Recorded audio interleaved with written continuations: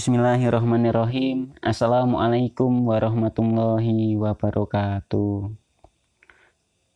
Apa kabar hari ini?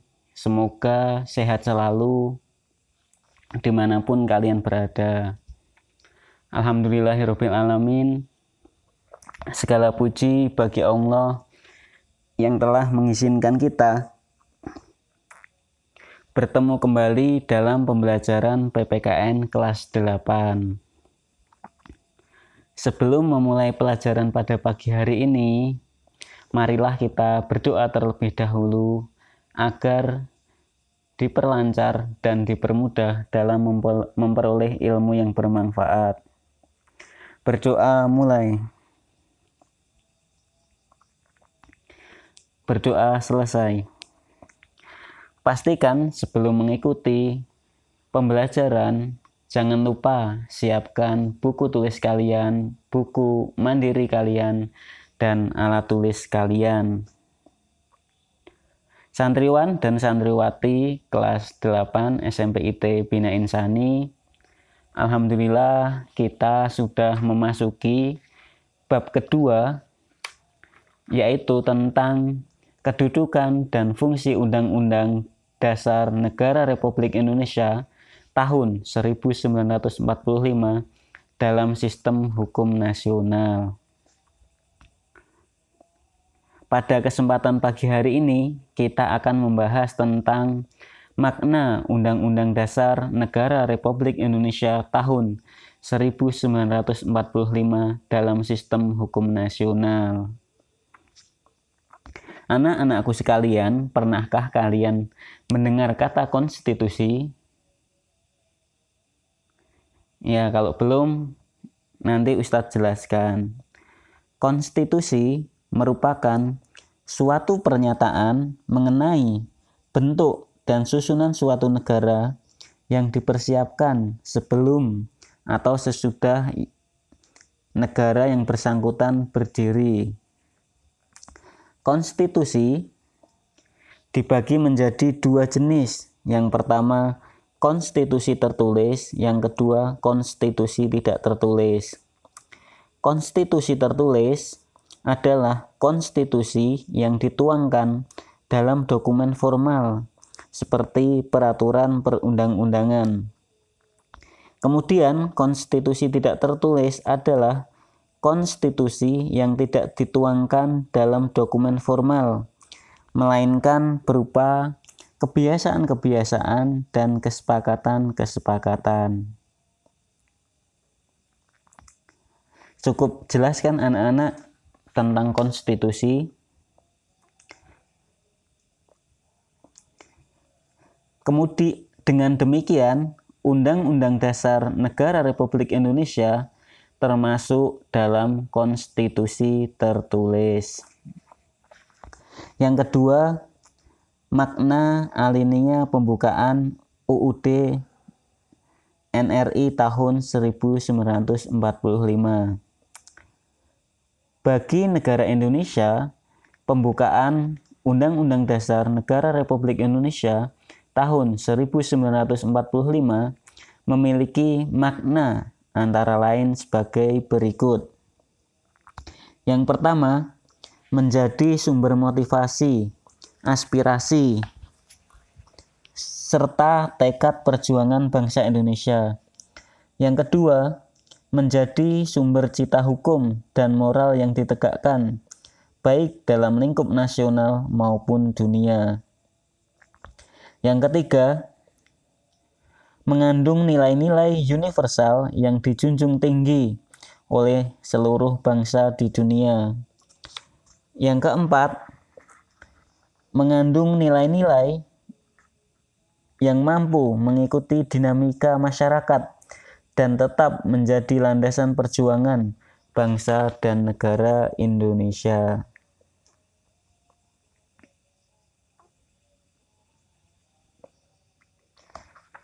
Kemudian, pokok-pokok pikiran dalam pembukaan Undang-Undang Dasar Negara Republik Indonesia tahun 1945 mencakup 4 pokok pikiran. Yang pertama, adalah persatuan. Yang kedua, keadilan sosial. Yang ketiga, kedaulatan rakyat. Dan yang keempat, ketuhanan dan kemanusiaan.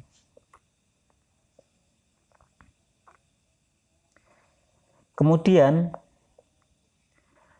makna Undang-Undang Dasar dalam batang tubuh merupakan perwujudan perincian dari pokok-pokok pikiran pembukaan UUD NRI tahun 1945 ke dalam bentuk pasal-pasal.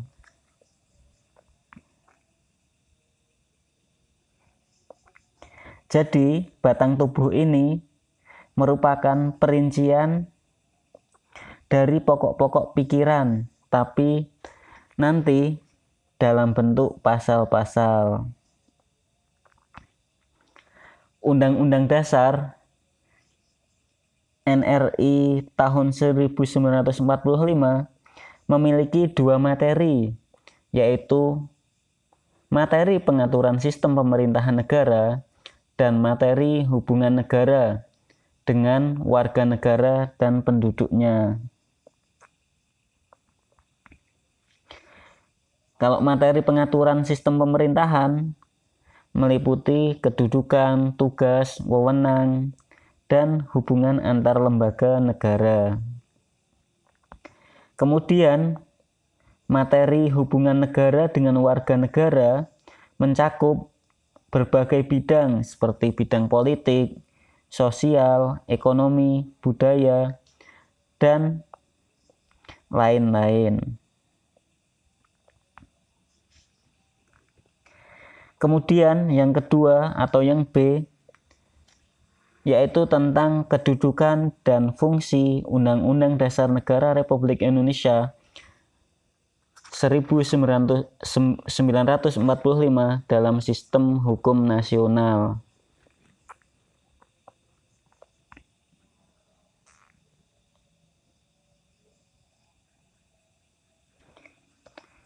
Yang pertama, tentang kedudukan pembukaan UUD NRI tahun 1945. Pembukaan Undang-Undang Dasar Negara Republik Indonesia tahun 1945 berkedudukan sebagai tertib hukum Indonesia. Tertib hukum Indonesia harus memenuhi 4 syarat. Yang pertama, adanya subjek yang mengadakan peraturan hukum. Kemudian, adanya kesatuan asas kerohanian yang menjadi dasar keseluruhan peraturan hukum. Yang ketiga, adalah adanya kesatuan daerah untuk diberlakukan peraturan hukum. Yang keempat adalah adanya kesatuan waktu untuk diberlakukan peraturan hukum.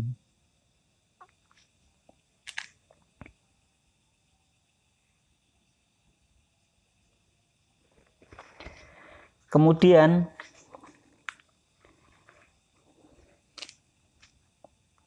semua produk hukum di Indonesia seperti undang-undang, peraturan pemerintah, dan peraturan presiden harus dilandasi dan bersumber pada Undang-Undang Dasar Negara Republik Indonesia tahun 1945.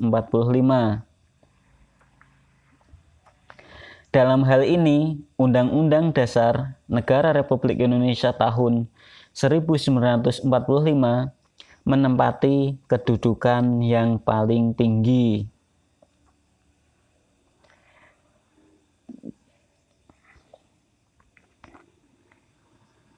Karena Undang-Undang Dasar Negara Republik Indonesia tahun 1945 merupakan hukum dasar. Kemudian, sistematika Undang-Undang Dasar Negara Republik Indonesia tahun 1945. Yang pertama, pembukaan yang terdiri dari 4 alinea. Kemudian yang kedua, pasal-pasal sebagai berikut. Jadi sistematika ini dibagi menjadi 2, yaitu sebelum perubahan dan setelah perubahan. Sebelum perubahan, sistematika Undang-Undang Dasar Negara Republik Indonesia tahun 1945 terdiri dari 16 bab, 37 pasal, 49 ayat, 4 pasal aturan peralihan, dan 2 ayat aturan tambahan. Sedangkan setelah perubahan, sistematika Undang-Undang Dasar Negara Republik Indonesia tahun 1945 terdiri dari 21 bab, 73 pasal, 170 ayat, 3 pasal aturan peralihan, dan 2 pasal aturan tambahan. Nah, ini perbedaan sistematikanya, yaitu sebelum dan sesudah perubahan. Kemudian, yang keempat yaitu sifat Undang-Undang Dasar Negara Republik Indonesia tahun 1945. Ini terbagi menjadi 4 sifat. Yang pertama yaitu tertulis. Yang kedua singkat. Yang ketiga supel. Dan yang keempat rigid. Disebut tertulis karena Undang-Undang Dasar Negara Republik Indonesia tahun 1945 merupakan suatu peraturan yang tercantum secara jelas dan menjadi sumber hukum yang mengikat seluruh warga negara Indonesia. Kemudian singkat karena UUD NRI tahun 1945 memuat aturan-aturan pokok bagi penyelenggaraan negara. Yang ketiga, supel karena disusun dengan isi yang dapat dikembangkan jika diperlukan. Hal ini karena termasuk ke dalam ideologi terbuka. Yang keempat yaitu rigid. Rigid yaitu UUD NRI tahun 1945 memerlukan cara khusus dan istimewa untuk melakukan perubahan.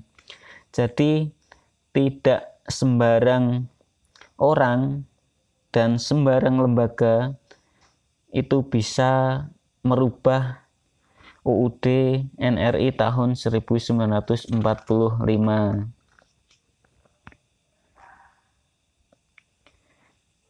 Kemudian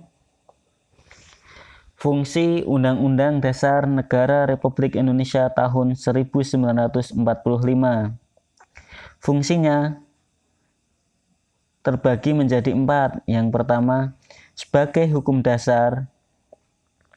Kemudian sebagai alat kontrol. Yang ketiga, sebagai pengatur. Dan yang keempat, sebagai alat penentu. UUD NRI tahun 1945 berfungsi sebagai hukum dasar karena setiap produk hukum, tindakan atau kebijakan pemerintah, baik tertulis maupun tidak tertulis, harus dapat dipertanggungjawabkan sesuai dengan ketentuan Undang-Undang Dasar. Kemudian fungsi yang kedua yaitu sebagai alat kontrol karena UUD NRI menjadi pengontrol atas kesesuaian antara norma hukum yang lebih tinggi dan norma hukum yang lebih rendah. Yang ketiga, sebagai pengatur. Sebagai pengatur ini yaitu mengatur tentang cara kekuasaan negara itu disusun, dibagi, dikelola, dan dilaksanakan itu harus bersumber pada Undang-Undang Dasar Negara Republik Indonesia tahun 1945. Yang keempat, sebagai alat penentu dari hak dan kewajiban seluruh warga Indonesia, termasuk para aparat negara. Santriwan dan santriwati kelas 8 yang berbahagia, demikian yang dapat Ustadz sampaikan. Semoga bermanfaat dan semoga dapat bertemu kembali di lain kesempatan. Demikian, Assalamualaikum warahmatullahi wabarakatuh.